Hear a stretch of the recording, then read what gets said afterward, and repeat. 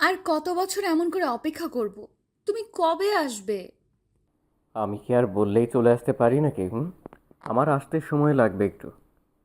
উফ, আমার মন তো মানছে না। আজকাল খুব বেশি ইচ্ছে করে। কি করব জান?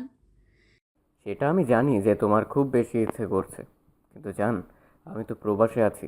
আমি কি করে এখন এসে তোমার ইচ্ছে পূরণ করব? সেসব আমি জানি না। আমার শরীরের আগুনে আমি আর নিজেকে সামলাতে পারছি না। সারা শরীরের ভেতর কেমন কেমন যেন করতে থাকে। আমি কি করে নিজেকে আটকাবো বলো? একটু কষ্ট করো শোনা। আমি তো আমাদের সুখের জন্য বাইরে পড়ে আছি, তাই না? থাকো পড়ে।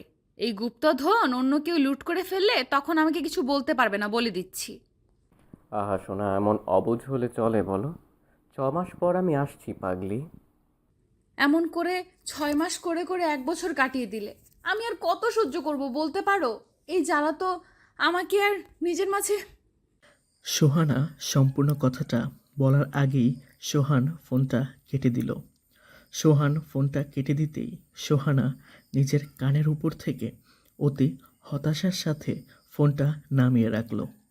সোহানের এমন করে কল কেটে দেয়াতে সোহানা ভীষণ রকম কষ্ট পেয়েছে। বিয়ের 2 মাস না যেতেই প্রবাসে চলে যায় সোহান। নতুন বিয়ে করা বউকে রেখে এমন করে চলে গেলে কি সেটা কারোর কাছে ভালো লাগে? সোহানার কাছেও এই ব্যাপারটা ভালো লাগেনি। সোহানা প্রতিটা রাত, প্রতিটা মুহূর্ত নিজের স্বামীর আদর ভালোবাসাকে মিস করে। নিজেকে সামলে রাখতে পারে না। দুধের স্বাদ কি আর ঘোলে মেটানো যায়? সোহান সারা দিন কাজে বিজি থাকে। কাজ শেষ করে রাতের দিকে যদি কল করে তবে 10 মিনিট কথা বলে কলটা কেটে দেয়। সোহানার সাথে তেমন করে কোনো কথাও বলে না সোহান। সোহানা বরাবর হতাশা নিয়ে কোনো মতে দিন কাটাচ্ছে। এই হতাশা যেন সোহানকে একটু একটু করে কুরে কুরে খাচ্ছে। সোহানা সারা রাত বিছানায় শুয়ে এপাশ ওপাশ করে কাটালো। সকালবেলা বাড়ির সামনে আসতেই আচমকা সোহানার সামনে চলে আসে একজন সুদর্শন পুরুষ। ছেলেটা সোহানার সামনে এসে দাঁড়িয়ে সোহানাকে উদ্দেশ্য করে বলল, আপু, আমি বাইরে দেখতে পেলাম আপনার বাড়ি ভাড়ায় দেয়া হবে। বাসা কি পাওয়া যাবে থাকার জন্য? পাওয়া যাবে, কিন্তু আপনি কি ব্যাচেলর নাকি ফ্যামিলি আছে আপনার? না আপু, আমি ব্যাচেলর, এখানেই একটা ছোট্ট চাকরি করি। ও, ব্যাচেলরদের তো বাড়ি ভাড়াই দেই না আমি। ফ্যামিলি থাকলে হয়তো বা ভেবে দেখতাম। সরি, আসলে আমার তো ফ্যামিলি নেই, আর সকাল থেকে এখন অবধি খুঁজে চলেছি একটা থাকার জায়গা যদি সম্ভব হয় তো। সুমনের কথাটা শুনে সোহানার বুকের ভিতর কেমন যেন করে উঠল। সোহানা এত বড় বাড়ি, যদিও এই বাড়িতে সোহানার সাথে সোহানার শাশুড়িও থাকে, কিন্তু সোহানা তবুও বাড়িটা ফাঁকাই পড়ে আছে। সুমন নিজের কথাটা বলে শেষ করে সোহানার সামনে দিয়ে চলে যেতে নিল। সুমনের জন্য বুকের ভিতরে করা চিনচিন ব্যথাটা সোহানাকে বাধ্য করল সুমনকে আটকাতে। সোহানা সুমনকে পেছন থেকে ডেকে বলল, এই দাঁড়াও, কোথাও যাচ্ছ এখন? ম্যাম, আমার তো আর যাওয়ার মতো জায়গা নেই, মাথা গোজার একটা ঠাঁই খুঁজতে যাচ্ছি। এই দাঁড়াও, কোথায় যাচ্ছ এখন? কোথাও যেতে হবে না, তোমাকে আমার পছন্দ হয়েছে। আজ থেকে তুমি আমাদের বাড়িতেই থাকবে। সোহানা নিজের বলা কথাটা শেষ করতেই মুচকি হাসি দিল। সুমন সোহানার ঠোঁটের দিকে তাকিয়ে এই হাসির পেছনে লুকিয়ে থাকা মহাশূন্যতাকে অনুভব করল। এই শূন্যতা যেন সোহানাকে পাগল করে তুলেছে। মনের মাঝে সোহানার হাজারটা কষ্ট লুকিয়ে অনেক কষ্টে হয়তো তার হাসিমাখা মুখটা সুমনকে দেখাচ্ছে। সুমন নিজে থেকে কিছু বলল না। সোহানাকে বিদায় ও ধন্যবাদ জানিয়ে সুমন চলে যায় নিজের জিনিসপত্র নিয়ে আসতে। সুমন সন্ধ্যার দিকে সোহানাদের বাড়িতে চলে আসে। রাতের দিকে সোহানার স্বামী সোহানাকে কল করে 2বার রিং হওয়ার পর সোহানা কলটা পিক করলো। সোহানা কলটা পিক করতেই সোহানাকে উদ্দেশ্য করে বলে উঠল, সে কখন থেকে তোমাকে কল করেই যাচ্ছি, কিন্তু তুমি তো আমার কল ধরছো না, ব্যাপার কি? আরে আমি একটু কাজে বিজি ছিলাম, তাই দেখতে পাইনি তোমার কল। এত রাতে আবার কিসের কাজ? আমাকে বোকা পেয়েছো নাকি? এখানে বোকা হবার মতো কি ব্যাপার আছে? আমার কি রাতে কোনো কাজ থাকতে পারে না? না, থাকতে পারে না। রাতের কাজ তো আমার সাথে, আমি তো কাছে নেই। তাহলে কি কাজ থাকবে শুনি? ওরে, তাই নাকি ফাজিল? আমার অনেক কাজ থাকে। আমি আমার সব কাজ রাতে করি, তাও তুমি নেই বলে। কি কাজ করো আমার জানা আছে। বলি, কি দিয়ে কাজ করো? প্রপার শান্তি পাও তো? সোহানের কথা শুনে সোহানা আর না হেসে পারল না। তারা দুজন একে অপরের কথায় হাসতে লাগলো। সোহানা আর সোহান আরও কয়েক মিনিট কথা বলার পর সোহান কলটা রেখে দিল। সোহানা কানের উপর থেকে ফোনটা নামিয়ে রাখতেই আচমকা সোহানার পেছন থেকে কে একজন সোহানাকে উদ্দেশ্য করে বলে উঠল। ম্যাডাম, আমার খুব ক্ষুধা পেয়েছে, আমাকে একটু খাবার দিবেন? আচমকা সুমনের বলা কথাটা শোনার পর সোহানার ভীষণ চমকে উঠল। সোহানা ভয় পেয়ে গিয়ে সুমনের দিকে ঘাড় ঘুরে তাকিয়ে সুমনকে উদ্দেশ্য করে কৌতূহলী কণ্ঠে বলে উঠল। আরে, তুমি এখানে আর আমার বেডরুমে এসেছো কেন? আসলে ম্যাম, আমার খুব ক্ষুধা পেয়েছে, বাড়িতে আর কাউকে দেখতে পেলাম না, তাই আপনার কাছে এসেছি। বুঝেছি। চলো আমার সাথে। খাবার খাওয়ার জন্য নাকি রুমে চলে আসতে হয়? সোহানা নিজের নামটি ঠিক করে সুমনকে সাথে করে চলে যেতে লাগলো খাবার টেবিলের সামনে। সোহানা সুমনকে খাবার দিয়ে সুমনের সামনেই বসে আছে আর আপন মনে ভাবছে তখন তো সোহানা তার স্বামী সোহানার সাথে ফোনে কথা বলছিল। তখন সোহানার পরনে থাকা নাইটিটা অনেক বেশি উপরে উঠে যায় আর সোহানা হাত দিয়ে নিজের বিশেষ কিছু জায়গা ও কাজও করছিল। আচমকা সুমন তার রুমে আসায় তো সুমনের চোখের সামনে সব কিছু পড়ে গেছে। সুমন সোহানার সব কিছু দেখে ফেলল। সোহানা আপন মনে বসে বসে কথাগুলো গভীরভাবে চিন্তা করতে লাগলো। সোহানার নিজের ভাবনার সাগরে হারিয়ে গেল।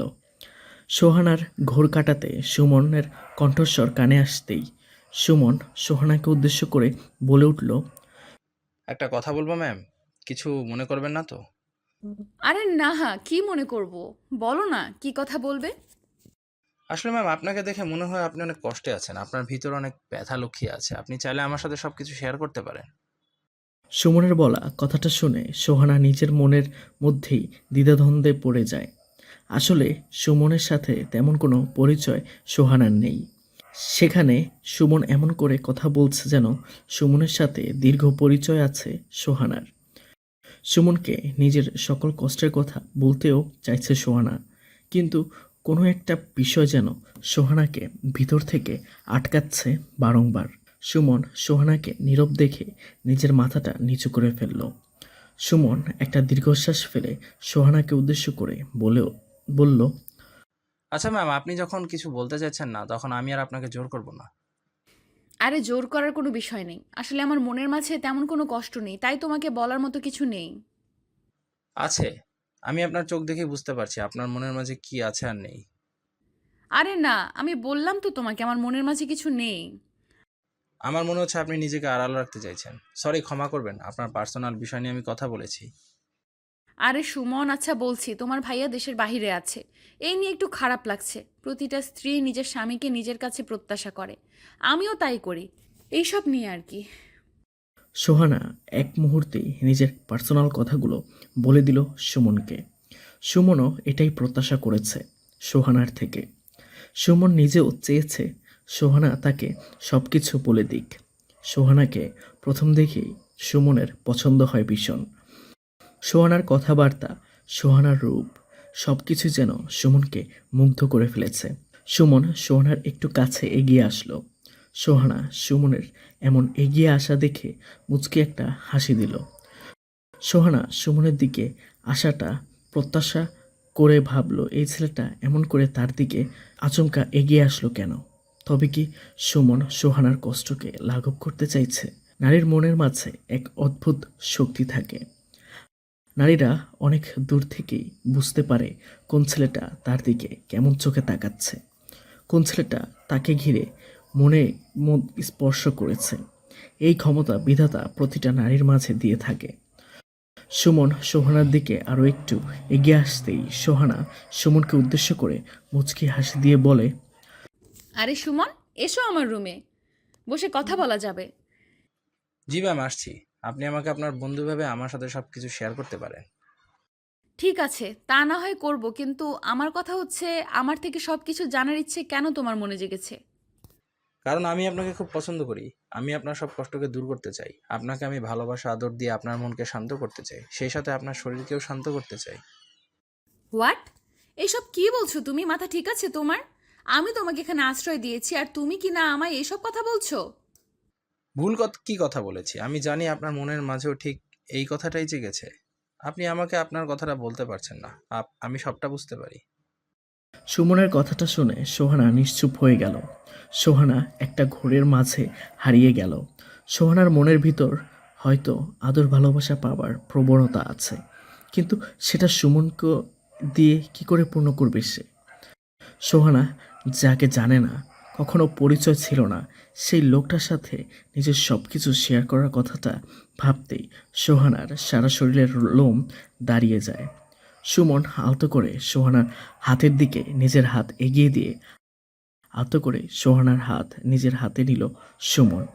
সুমনের হাতের কামুকি স্পর্শ নিজের হাতে পেতেই সোহানা নিজের চোখ বন্ধ করে ফেলল। সোহানার চোখের সামনে নিজের স্বামীর মুখটা ভেসে আসছে। সোহানা নিজের স্বামীকে প্রচণ্ড ভালোবাসে।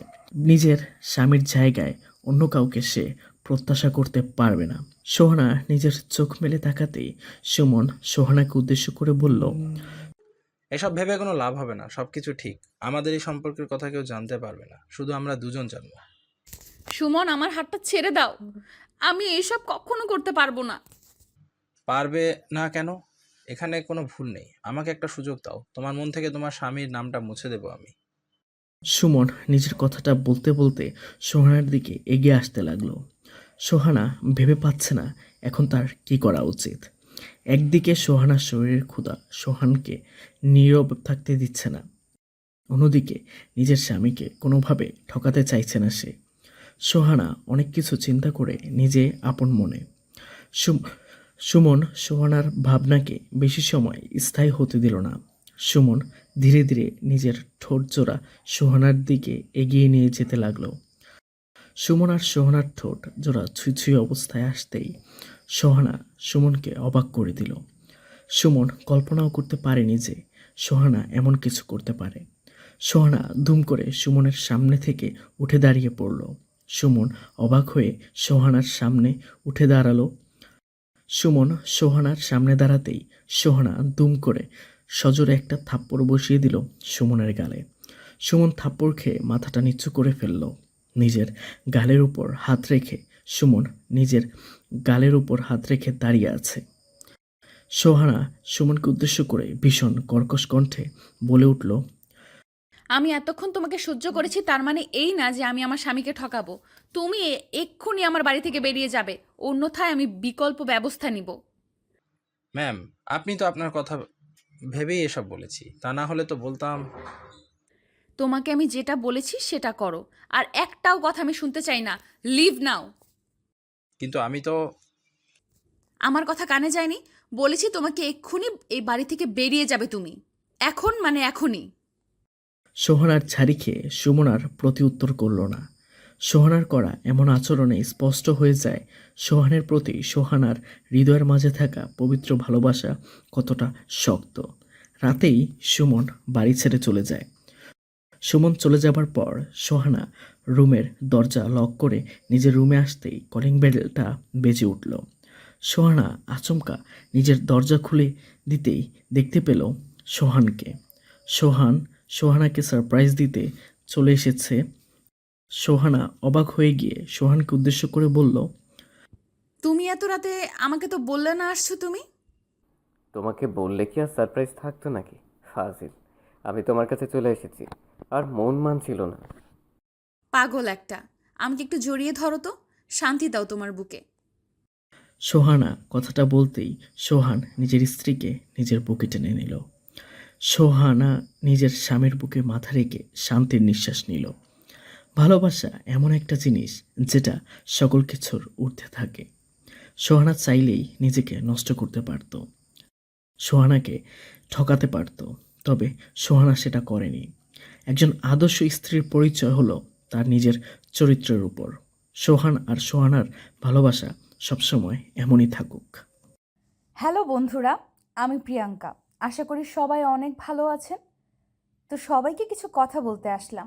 আপনাদের ভালোবাসা পেলে এমন সব ভিডিও আরও উপহার পাবেন যেভাবে প্রতিদিন আমি দিয়ে আসছি। ভিডিওগুলো বানাতে অনেক কষ্ট হয়, আমি জানি। এই ভিডিওটি অনেক মানুষই দেখবেন। তাই শুরু করার আগে কিছু কথা বলতে চাই। আপনারা যদি ফেসবুক থেকে দেখে থাকেন তাহলে অবশ্যই একটা লাইক এবং ফলো করে দিবেন। আর যদি ইউটিউব থেকে দেখে থাকেন তাহলে অবশ্যই সাবস্ক্রাইব করে দিবেন। ভিডিওটি দেখার আগে সবার কাছে ছোট্ট একটা রিকোয়েস্ট করতে চাই। প্লিজ প্লিজ প্লিজ যারা ভিডিওটি দেখবেন সবাই একটা করে অবশ্যই সাবস্ক্রাইব করে যাবেন যদি ইউটিউব থেকে দেখে থাকেন। আর ফেসবুক থেকে দেখে থাকলে অবশ্যই ফলো করে দিবেন। আর যারা আমাকে ভালোবাসে তারা সবাই একটা করে লাইক দিয়ে দেখিয়ে দিবেন। Love you all.